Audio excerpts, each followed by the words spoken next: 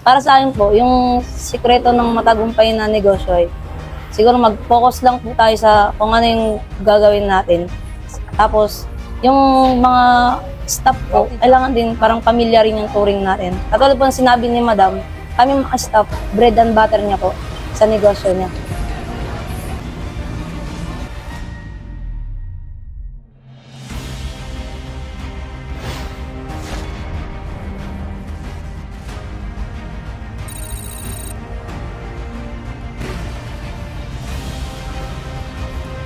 Ako po si Jackie Biloso po. Ako po yung operation manager po sa umaga.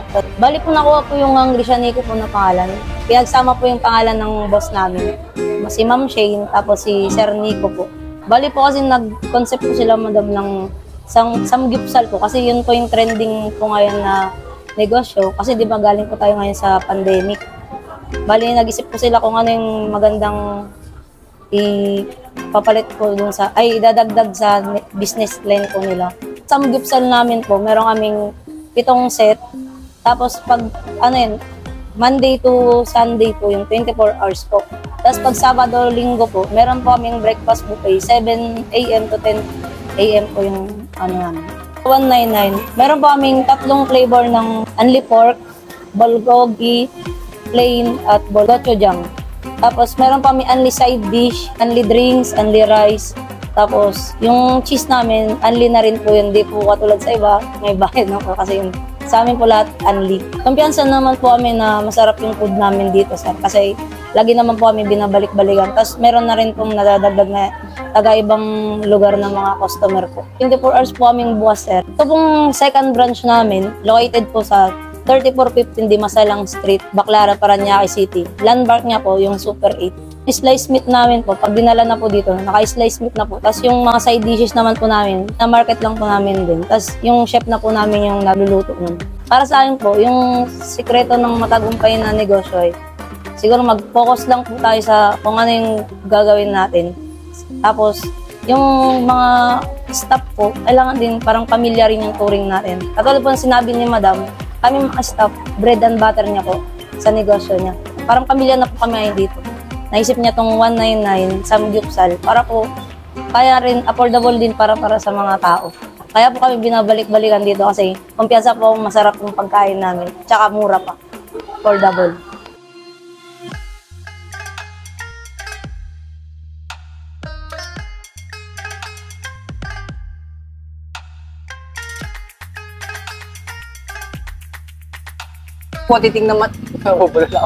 Kaya po titignan natin yung 199 unlimited buffet nila sa Unli Samgyupsal. Ang inclusion po nun is 3 klase ng pork at mga side dishes. Kung makikita nyo po yung nasa harapan natin, lahat po yan kasama doon sa unlimited 199 nila.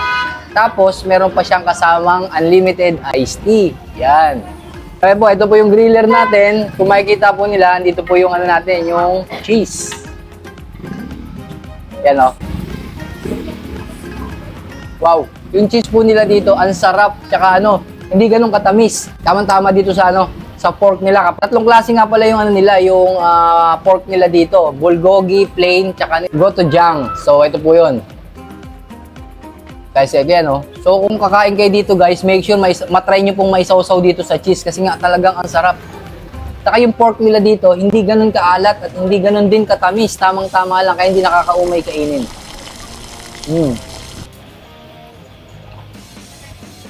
Wow. Tsaka ang gandaan pa rito sa pork nila, hindi puro taba. Hindi po kayo manghihinayang sa ibabayad din yung 199 dahil nga lahat ng makakain po ninyong mga dito, dishes, yung mga side dishes to pork, lahat sulit, lahat masasarap. Maganda pumunta rito ng weekdays kasi nga pagka weekends napupuno sila. Kasi yung unlimited samgyupsal nila, daily po siniserve.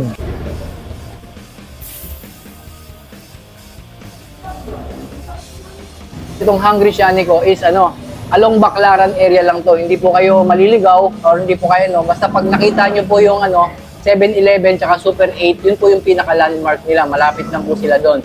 And madali nyo po silang matutunton dahil nga laki ng signage nila. Tapos katapat nila yung, ma'am, ano pong samgyup to? Kimland. O katapat lang po sila ng ng samgyup din na Kimland. No, highly recommended ko itong samgyupsal nila dahil nga sarap ng pork nila. Hinahalo talaga natin sa rice yan. Kung matitikman niyo po yung fish cake nila, grabe, ang sarap. Parang nagpunta sa Korea. Cheers! Wow! Sarap. Grabe. Yung kimchi nila, hindi ganun kaasim. Masarap. Chopstickin nyo guys para feel na feel ninyo. Oh, lahat ng side dish na natatanaw ng mata ninyo, unlimited po lahat yan. Tapos ang sarap oh. Coleslaw nila. Cheers. So guys, wastable naman tong ano nila, itong store nila. I-search nyo lang po yung Hungry Shanico, then lalabas na po yan. Itong Hungry Shanico is kilalang only samgyupsal po dito sa area na to. Sila po yung nag-o-offer ng isa sa pinakamasasarap na only samgyupsal. Meron po sila dito 199, 279, 399, 499. Lahat po yan. Kumpleto po yan. The more na mas malaki po yung babayaran niyo sa samgyupsal, the more na mas maraming options po kayo makakain dito. Hop, nasusunog na. Yan o, makikita nyo guys, solid na solid o. Kumukulo-kulo na yung cheese natin dito. Isa sa nagustuhan ko rito guys sa kanila is ano, ang babait pa ng mga staff nila. Kutsarahin na natin, ang hirap mag ano eh, chopstick. Ito guys, kung hindi kayo marunong mag chopstick, meron naman sila kutsara at tinidor dito. Uy.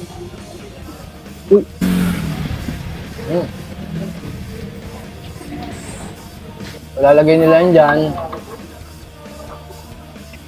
Lalagay rito.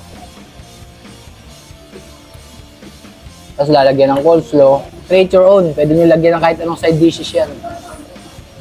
Uy, natatanggal pa. Nalalaglag pa. Talagang lagyan nyo rin ng fish cake para talagang solid.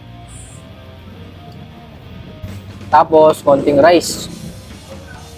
Pwede nyo pagsama-samahin kahit anong mga ingredients. Lagay nyo lang po sa dahon. Cheers!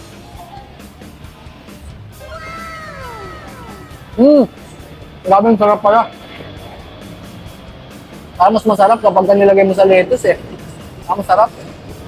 Open nga pala po sila dito 24 hours. Kaya kahit madaling araw kayo pumunta rito, i-accommodate po kayo. Solid. Ang sarap ng pagkakatimpla nila eh. Kasi may mga samgyupsal minsan na ang dami nga, pero hindi masarap. Hindi masarap yung pagkaka-marinate ng karne.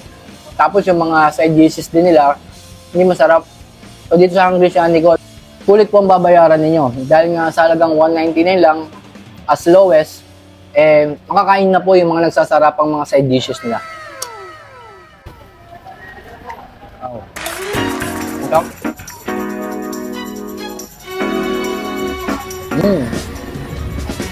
Tapos meron sila ditong cucumber salad na may may halong suka. Kumuha kayo nito guys kasi ito parang parang pangontra siya sa lasa eh. Parang hindi kayo maumay kagad. Guys, hanggang sa muli, ito nga pala si Kuya Frank na laging sumusuporta sa mga local businesses na kagaya nitong Hungry Shanico. Ingat po kayo lagi, chill lang kayo and good vibes. Bye-bye!